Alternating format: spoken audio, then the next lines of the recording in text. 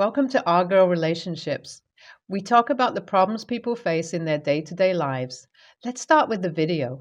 It was an hour before my wedding. We were at the hotel getting ready. The venue was at the same hotel, so it wasn't much of a hassle to reach. I was in my room with my bridesmaids. We were excited. These were all my childhood friends. They were feeding me little snacks as there was still time for us to go down. We were waiting for the call. I was almost ready when the bell to our suite rang. One of them opened the door, and the lady outside said that she was from the groom's side. My friend invited her in happily. She called out to me, telling me that someone from my fiance's side wanted to come to say hi. I had no problem with it, so I told her to bring her in. When she entered, I didn't recognize her. I apologized and asked her who she was, as I hadn't met her before. She smiled and told me that she was my future husband's sister. I was confused. My fiance didn't have a sister. He was an only child. I told her she might be mistaken, she may have gotten the wrong room. But then she confirmed it by speaking out his name. She told me that it was okay for me to be confused as they didn't speak to her anymore. She told me that they had become estranged due to a lack of contact. I listened to her because I didn't want to be disrespectful, but I didn't buy it. My fiance was the sweetest person I knew. If he had a sister, he would have cherished her. I met his whole family, and I'm sure if he had a sister, he or anybody from his family would have mentioned it once or twice. I interrupted her and asked her if there was no contact. Then what was she doing there? I mean, she clearly wasn't invited, but had come up to my room. Was she trying to mend their relationship or what? She told me she wanted to talk to me privately and asked me to come out with her. I honestly didn't want to go. There I was, sitting in my princess ball gown, and she wanted me to go with her. Who knows where? I refused. I told her she could tell me what she wanted to say right here. She told my bridesmaids to leave, but they refused. She didn't ask. She ordered. I was getting bad vibes from her. We all were. I didn't want her to ruin my wedding, so I called one of my bridesmaids to call my mother-in-law. My mother-in-law and I had a very good relationship. She called me over quite often, even when hubby and I were just dating. My friend called her, but she wasn't able to reach her, so I whispered to her to go find her. They were on the other side of the hotel. The rest of my friends stayed with me. They were giving me looks, telling me that she was in trouble. I wanted to sort this out before my wedding. There wasn't much time left, so I asked her to get to the point or leave. It was clear that she didn't like me telling her that, so she started her story by telling me that I didn't know her brother and mother as well as she did. She told me that they had stolen her property, which her grandfather had given her, sold it without her consent, and didn't give her a penny from it. I was confused. If she was given property, it would be under her name. How were they able to sell it without her signing it? I also met my fiance's grandpa. He was the sweetest thing ever. Now, this lady popped out of nowhere, telling me that she is his estranged sister and that my fiance and his mother had stolen property from her. I asked her directly how they had managed to do that and why did she sign. She told me she didn't sign and that they had forged her signature. My bridesmaids scoffed. One could tell that nobody in the room believed her. She wasn't even near my fiance's age. Even if there was a huge age gap, she looked like she was in her 40s, closer to my mother-in-law's age. I didn't want to rile her up either. I didn't know what she was capable of, but in between, one of my friends handed me my phone and I turned the camera on from the shortcut. She was being recorded. I asked her politely what she wanted me to do about it, and she told me to leave. She told me my and my family's reputations would be trashed if I didn't run and leave the wedding. She continued telling me that she had proof and that she was going to get the cops involved. I was curious about the proof. If she had proof, why didn't she get the cops involved before?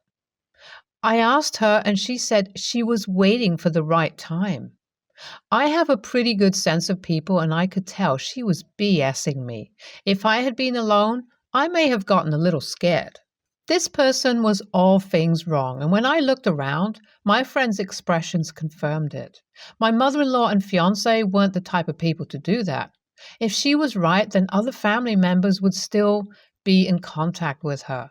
Grandpa would have stood up for her. It had been around 20 minutes since my friend went to find my would-be mother-in-law. They should have been back by now, and just as I was thinking about them, I heard the door open and my mother-in-law called out to me. I told her I was in there, and after her came plenty of footsteps. Who else had come in? She entered the room and glared at the lady claiming to be the estranged sister. I was going to stand up, but my mother-in-law told me to sit down. She smiled and told me I looked beautiful, then went back to glaring at the other lady. The estranged sister smiled at mother-in-law, but I could tell she was nervous. She kept shifting and looked around nervously. I didn't expect what happened next. My mother-in-law slapped her right across the face and dragged her out. My jaw dropped. It was clear that she knew her, but whatever it was more than just a grudge. I tried to follow them. I could hear my mother-in-law yelling at her, demanding to know why she had come back after what she had done. There were other family members that were there. I heard Grandpa's voice, and he sounded angry. My fiancé's grandpa was the most patient and laid-back person. It surprised me to hear him like that. I wanted to go out, but my friend stopped me, suggesting otherwise. I had about 25 minutes until the wedding. I needed to do my last-minute prep and put on my veil. Suddenly, my father-in-law popped up at the entrance of my room and apologized profusely for the situation. I told him it wasn't his fault and asked him who she was. He told me that he would explain later, as he didn't want to aggravate me anymore. After all, this wasn't a good surprise. I insisted, but suddenly security came in and made sure everything was okay. I had come outside now. Security then cuffed the lady as she was screaming and dragged her out. They should have put a muzzle on her too. I could see some of my husband's family members there. Some of them were raging. Once they saw me, they had an apologetic look in their eyes and kept apologizing repeatedly, saying this should never have happened and that they were so sorry about all of this. They then walked out and my mother-in-law stayed behind. My friends were making sure I was all right. Somehow, I had kept calm throughout this situation. My mother-in-law sat me down and explained to me that the so-called estranged sister was a sister, but not to my fiancé or her. The lady was an estranged cousin of the family. There was an issue with the property, but the one that caused it was her. She had tried to forge Grandpa's signature and sell one of Grandpa's properties in the countryside to some shady people for some money. Turns out she had caused a lot of trouble, and my husband's family had a restraining order against her. She had the guts to try and cause trouble with me because technically I wasn't part of the family yet. I had to file for a separate restraining order against her. At that time, I remembered the recording I had and gave it to my mother-in-law. She asked me to send it to her too, as it would come in handy. I was 10 minutes late, but 10 minutes wasn't that bad, I guess. I needed to take a few minutes to get myself together, some calm and some peace. I listened to some music as I went down. My family was made aware of the situation but was asked not to step in, as it would be better if it was handled by my husband's side of the family. Fortunately, everything had been sorted out. Security was in place if needed. The rest of the day had gone by smoothly. The ceremony was beautiful. My now husband was made aware of the situation and he did apologize to me, saying that he should have warned me, but it wasn't his fault. Update 1. 2 weeks later. Since the estranged sister went against the restraining order, the cops were called that day. She was jailed and had to pay a fine.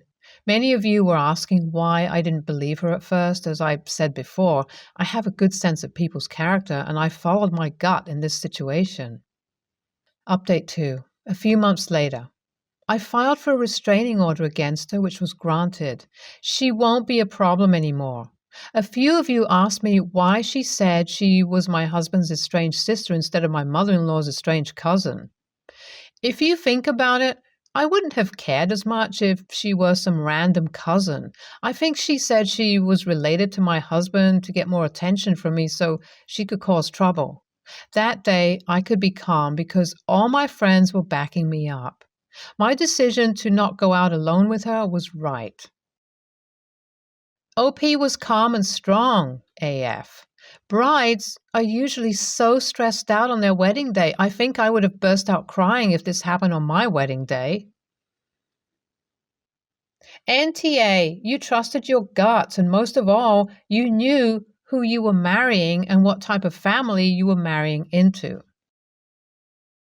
I wish I could be as strong as OP. Is this what it looks like to grow up in a healthy family, or did she take a lot of therapy? Next story. Back about 3 months ago, I lost my job as an RN following a gym accident that left me partially paralyzed in my left leg. I had to go through PT, but it wasn't super severe by any means, and I regained most mobility by last month.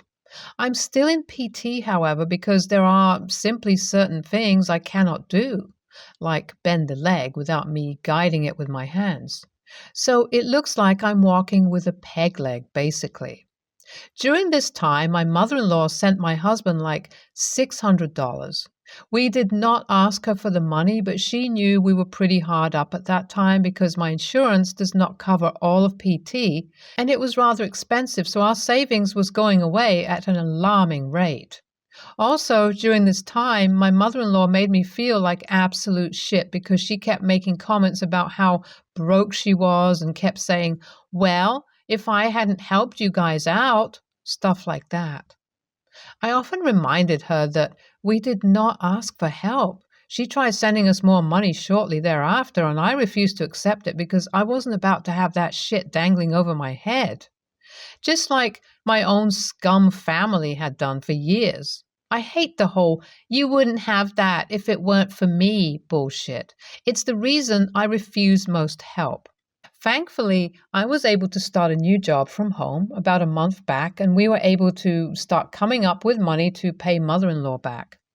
Well, my husband goes to his mother's yesterday to give her a portion of the money we owed, and when he returned, he starts talking about wanting to give his mom like $400 extra. I asked why, and he mumbled some excuse of, well, she didn't have to help us. I told him I wasn't about to do that because $400 is literally like 34 hours of work, close to an entire paycheck of mine. Well, to sum it up, he later admitted that his mother had said that she deserves interest on the loan since it took us so long to pay it back, and she almost went broke trying to help us. Generally, she is not a money-hungry person or even this ignorant, if I'm being honest, but I'm still not willing to do it. I said absolutely not, and if he plans to start paying her back interest, especially where he has been doing all other things for her on top of this, like redoing her porch, painting her house, burning brush, mowing her 6-acre lot, etc., then I would be rethinking my options and potentially pulling my money from the shared account because I'm not going to be funding his mother extra money on a loan we didn't ask for. And it's now going to be cutting into my paychecks, bill money. He keeps arguing, she didn't have to help. So I snapped and said, I didn't ask her fricking help, and I said no. I was calm prior to this. He says I'm an AH for losing my cool over money and that I'm acting selfish because, again, she didn't have to help. AITA? NTA. You didn't ask for this money. You didn't ask for it, so you definitely didn't agree to monstrously usurious interest rates on this money. It's her responsibility to manage her finances, including not loaning people more money than she can actually afford to loan, particularly and bizarrely loaning them more than she can afford against their will. Her demanding unconscionable interest rates, knowingly levied on top of her struggling son's family, on top of expecting a bunch of continued free favors from them, mowing and so forth. that she rather obviously takes for granted? Just know, mother-in-law, and there's a subreddit with that name, by the way, that might resonate with you. That said, this isn't really a mother-in-law problem or a money problem. Those are just the symptoms. At the root, this is really a husband's problem. You two are very much not on the same page about mother-in-law or money. And yet, he's going off and unilaterally promising a bunch of stuff to her anyway. Not okay. That has to stop. NTA and 2 suggestions. 1, separate your finances from your husband's, open your own bank account for your own paychecks, and deposit an agreed upon amount into a joint account for the purpose of covering household and shared expenses. Also, get your own credit card that is not in any way tied to your husband or your joint accounts. There are plenty of resources out there that lay out how to make this kind of financial arrangement work. 2, make it very clear to both your husband and mother-in-law that you will no longer accept gifts or loans of money from your mother-in-law. If he chooses to do so, that's on him, and he's 100% responsible for paying back any loans from her. Next story. I'm female 20 and my fiancé is male 23. We bought a 90s car that needed some work. He got it fixed and he started driving me places in it. When I would ask or show I wanted to drive it, he got very upset about it. I never got to drive it, but his friends have. We ended up splitting for a min over it. I recently put a down payment on a 2022 Toyota Tacoma double cab. I went with my uncle to get it, and when I signed for it, I put it in my name, and my uncle co-signed for it. When I pulled in with it, he came outside smiling from ear to ear. He hugged me and thanked me for getting him his dream truck. I was trying to explain to him it was mine, but he had already jumped into it. He then saw the paperwork laying there and asked if he needed to sign it. Before I could answer, he read whose name it was in. He slowly got out and went in the house. He didn't speak to me for the rest of the night.